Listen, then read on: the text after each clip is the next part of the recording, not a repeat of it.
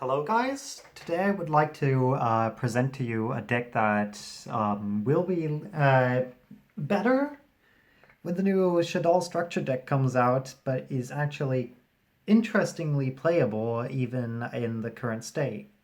So the deck I wanted to show you is Shaddoll Nekroz. The concept behind the deck is that you just blind second and use the Shaddoll engine with the combination of the Nekroz and the incantation engine to gain advantage, chain block your way to victory, and OTK people turn 2.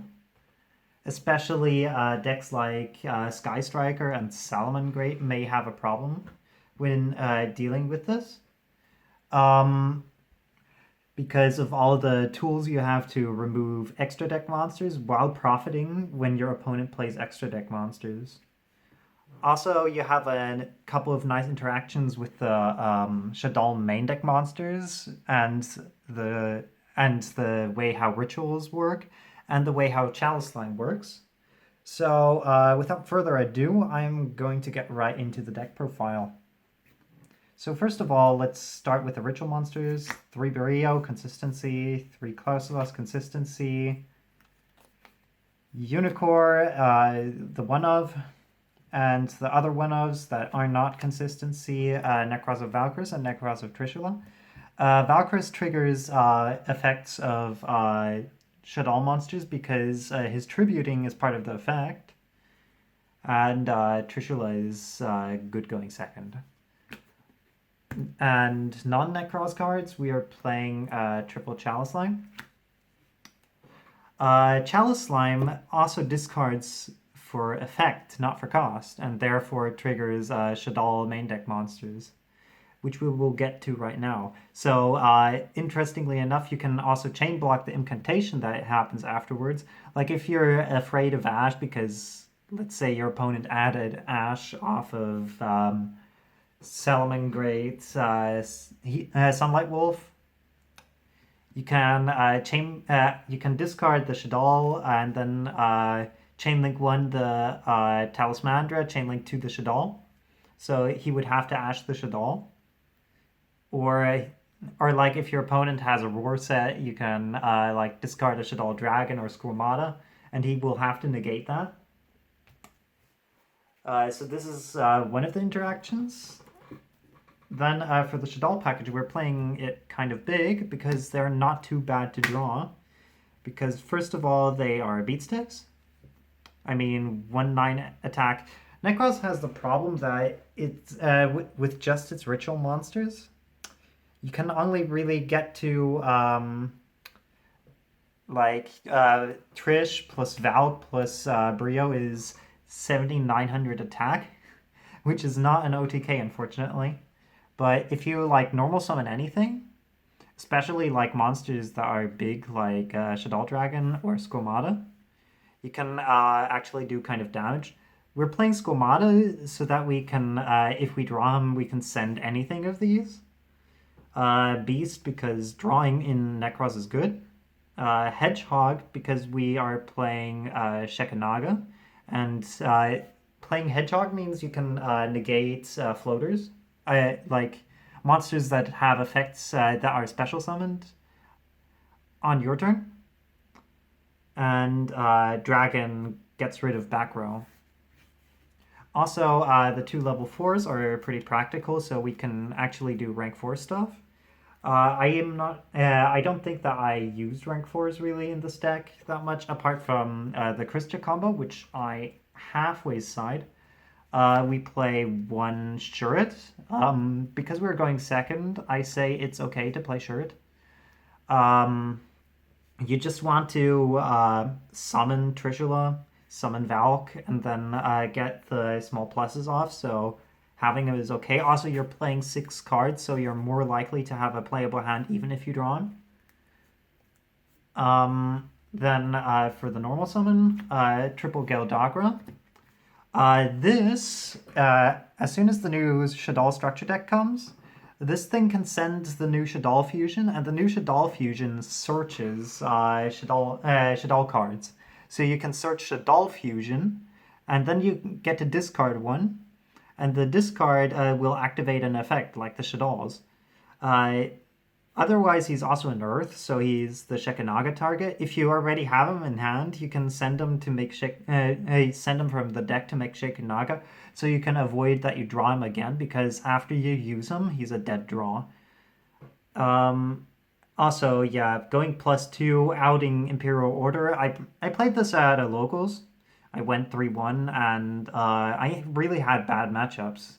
Like game one, match one was Thunder Dragon. I beat 2-1 because game one he had Colossus, and game two and three I just blew him out with this. Like game three, he even had Order Colossus, and all I needed to beat him is a Gale Darkora plus Impermanence.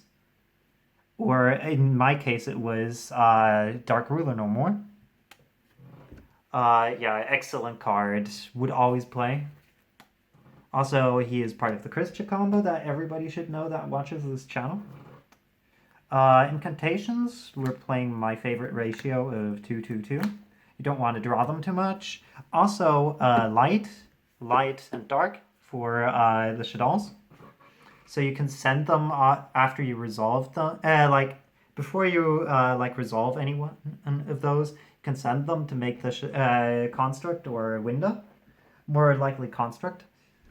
And yeah, it's pretty solid. You don't need any specific targets for construct because I think they're just win more in this deck. You do enough with your ritual engine. Okay, that was it for the monsters.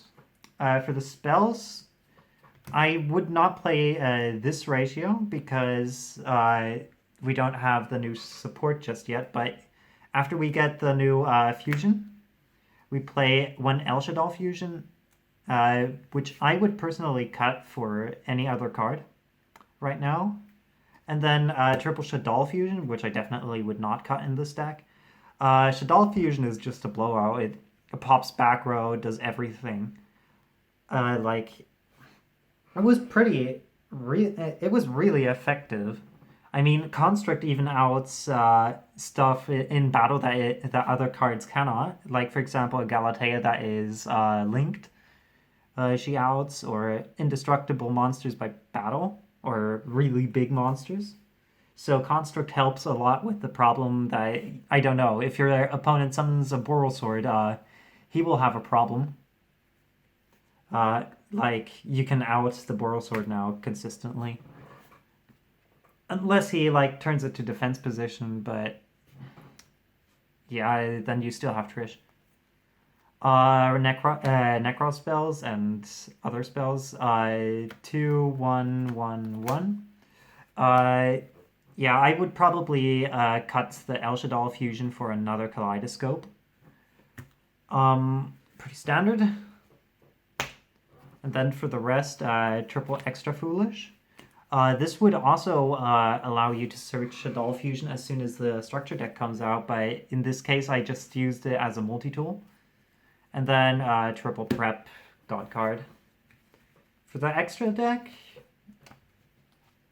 we play a big fusion lineup of Construct, Shekhinaga, Winda, and Nautilus. And Intis because she gets to send. Nautilus is a 9, so you technically, if you summon Trish first and then her, you can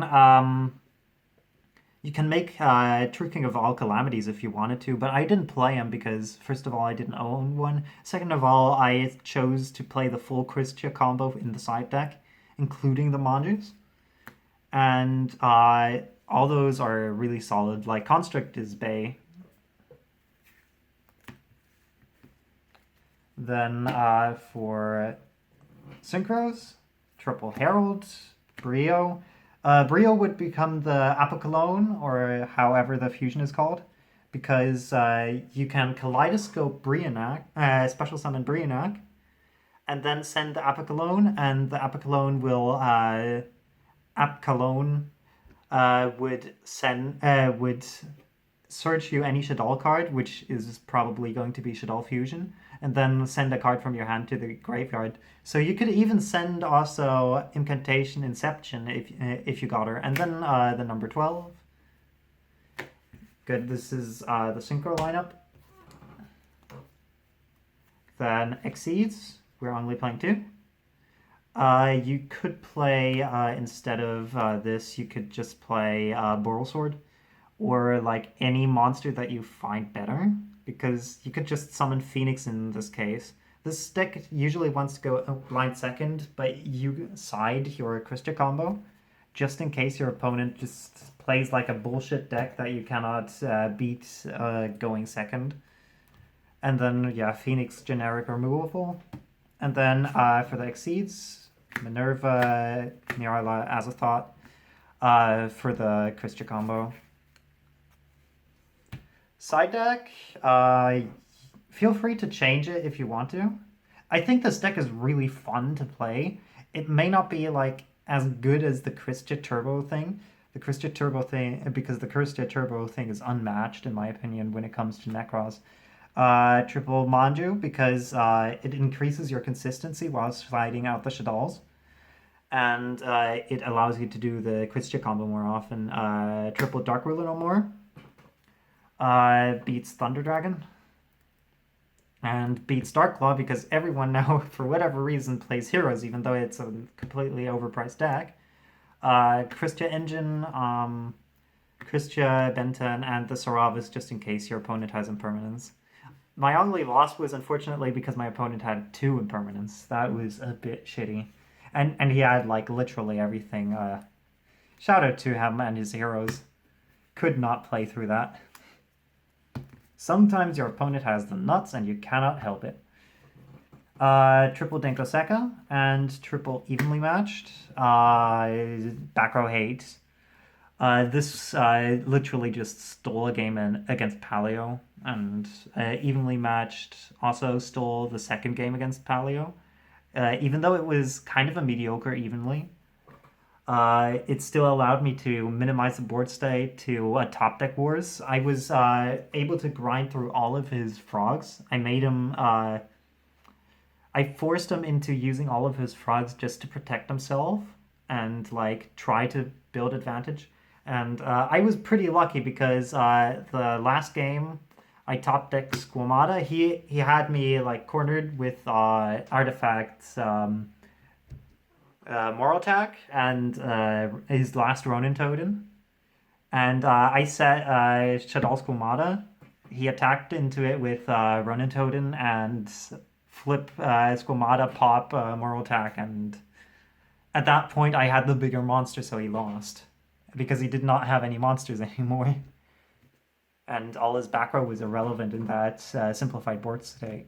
So anyways, if you have any questions about how this deck works, feel free to ask me. I think it's a really fun deck. You should definitely try it out with the new support. But without the new support, it's also kind of fun to play. And I think it's a good alternative to Nekroz. Nekroz being, in my opinion, the go-to going second version of Nekroz, because it can OTK. And yeah, it's really solid. It's nice to not play too many Mekk Knights. Anyways, I wish you a good day and see ya.